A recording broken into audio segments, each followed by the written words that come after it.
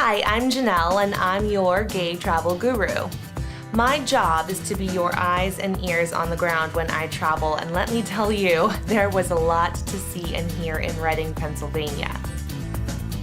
I wouldn't have thought to head to Reading, Pennsylvania when I was staying in the Northeast for a couple of weeks, but now that I've visited, I think it is a perfect road trip getaway, especially if you live in Manhattan or Washington, D.C. or Philadelphia.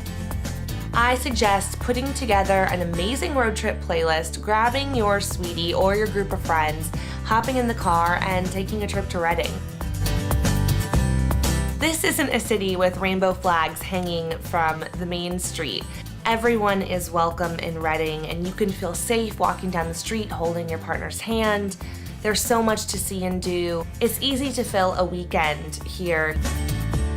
If you're active like me, then you like to get out of the hotel and you can go on a hike, you could go kayaking on the river, you could get a bike and go through the mountains and maybe sneak a little kiss in the middle of a magical forest. There are so many things to do with nature because it's surrounded by some of the most beautiful mountains on the Appalachian Trail.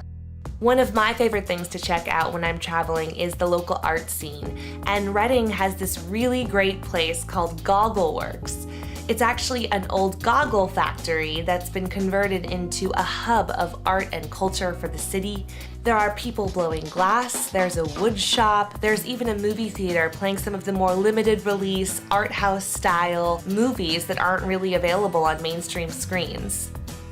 There are two really famous people who came out of this area. One, really important to the queer community in my opinion, Taylor Swift. Born and raised in Reading, Pennsylvania. Who knew?